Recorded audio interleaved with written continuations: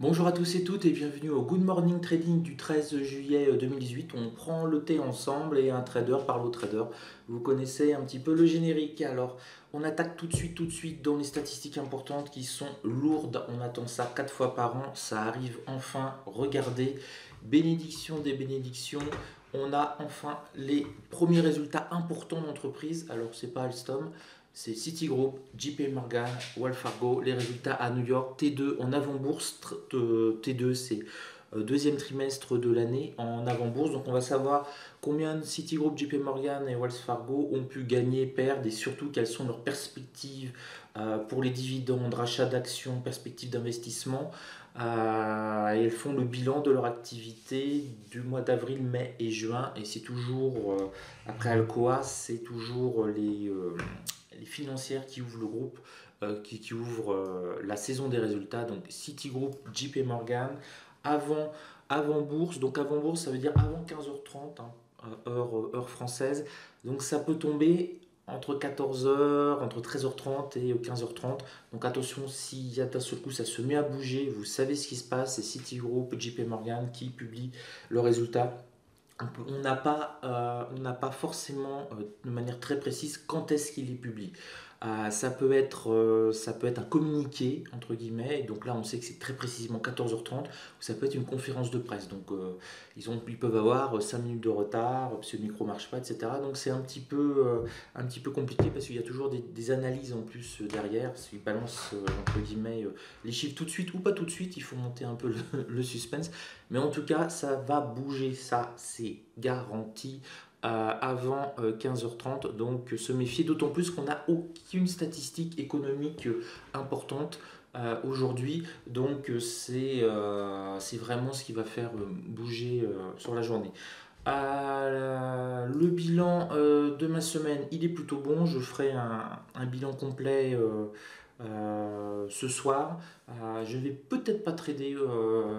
Je suis en train de me poser la question. Donc quand je me pose la question, c'est peut-être qu'il faut que je ne traite pas. Là, je sens que ce matin, je me suis levé en ayant peur de rendre mes gains au marché. Donc, je vais me mettre à trader que quand cette peur va s'effacer. Mais je vous ferai un débriefing complet de la semaine ce soir. Très intéressant, c'est ce qui s'est passé hier. Donc on passe sur l'analyse technique. Et bien écoutez, on l'a eu ce super méga rebond, j'allais dire un gros mot, ouais, allez, ce putain de rebond, on l'a eu. Alors, le Nasdaq a écrasé tout le monde.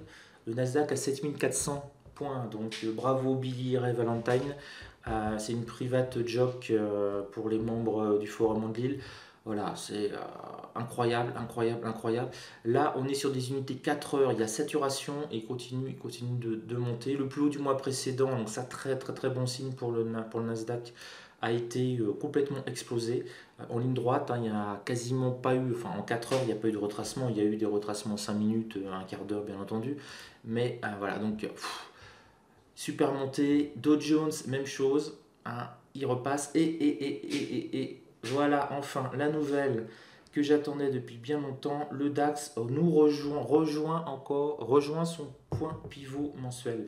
Donc bravo. Ce qu'on se rend compte, c'est que toutes les tensions, toute la baisse qu'il y a eu avec les 200 milliards ajoutés de taxes par Donald Trump sur la Chine et tout, eh ben, regardez les indices américains, ils s'en fichent complètement. On a baissé, on a stagné, on est reparti et on est encore plus haut qu'avant.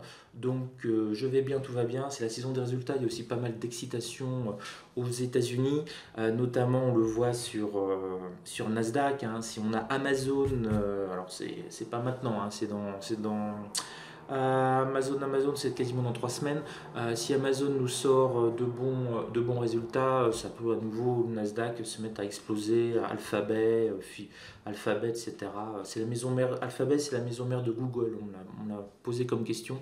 Google a une maison mère, c'est sa holding qui s'appelle Alphabet, et en dessous il y a toutes ces myriades de sociétés, dont Google, le moteur de recherche que vous connaissez, mais qui n'est qu'une partie de l'activité de Google. Ça représente au niveau de ses revenus à peine, dans les prochaines projections à venir, à peine 20% de ses revenus, hein, les résultats de recherche sur Google.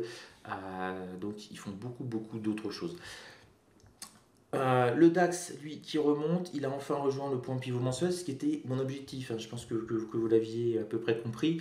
Et c'est pour ça aussi qu'il faut que je pense que je prenne un peu du recul, parce que j'ai pas réussi à tenir ma position. Hier, j'ai gagné dans les 2000 euros. Et si j'avais tenu ma position, c'est-à-dire tenu vraiment mon objectif, allez, vas-y Coco, tu rejoins ton point pivot mensuel, ça faisait 9000 ou 10 000. Donc là, il faut vraiment que je fasse un point sur mon trading. Ça rentre bien, hein, ça, il n'y a pas de souci. Ça fait 10 000 euros quasiment par semaine. Mais c'est pas une question d'argent, c'est une question de. Il y a une analyse, je vois vraiment les choses se passer et je me coupe. Avant d'arriver au résultat. C'est comme si, je sais pas, j'étais un sportif, que je cours le 100 mètres et que quand je vois que je suis bien parti sur la course à 60 mètres, je me mets à ralentir pour laisser les autres me dépasser. Donc voilà, il y a un côté à régler là en psycho dessus. A priori, tout monte, donc ça va bien. On ne parle plus du tout du problème commerciaux. Pour le moment, on est vraiment rentré sur la saison des résultats. On peut avoir cet après-midi une accélération haussière, hein. Si les résultats de Citigroup, par exemple, sont bons, ça peut booster. Par contre, ça peut aussi s'écrouler complètement. Alors attention, les résultats peuvent être bons, mais moins bons qu'attendus. Ça peut s'effondrer aussi. Donc on va vraiment voir cet après-midi, ça risque de bouger. Donc voilà. Je ne sais pas si je vais trader, j'aime pas trop trader sur les plus hauts, je suis plutôt quelqu'un qui aime choper les points bas pour laisser monter. Parce qu'on a un marché tendanciel qui monte généralement.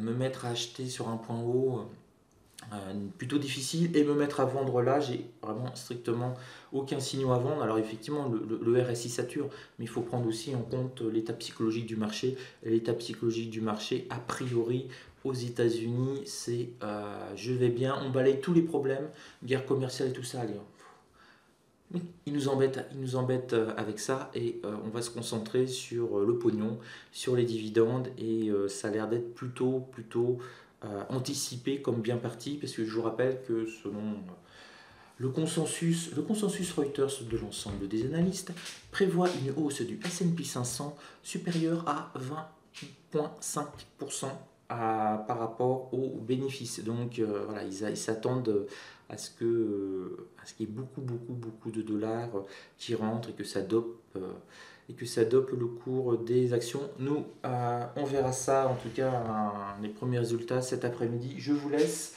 Plein de bonnes choses. Attention, c'est vendredi, donc ne rendez pas vos gains et ne creusez pas vos pertes.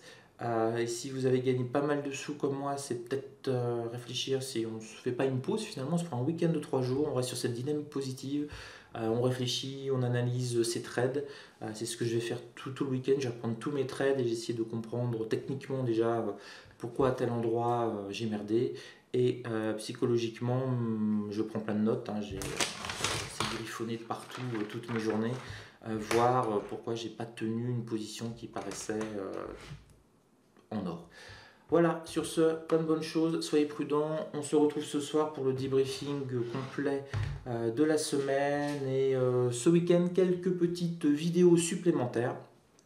Notamment pour ceux que ça intéresse, des vidéos sur les meilleurs restaurants de Barcelone, parce que je vais quasiment tous les week-ends à Barcelone. Donc j'ai fait tous les restaurants 3 étoiles et 2 étoiles de Barcelone, et il y aura 2 ou 3 vidéos sur 2 ou 3 restaurants à Barcelone, certains vraiment des merveilles. Allez, sur ce, je vous souhaite une belle journée de trading. Ciao à vous!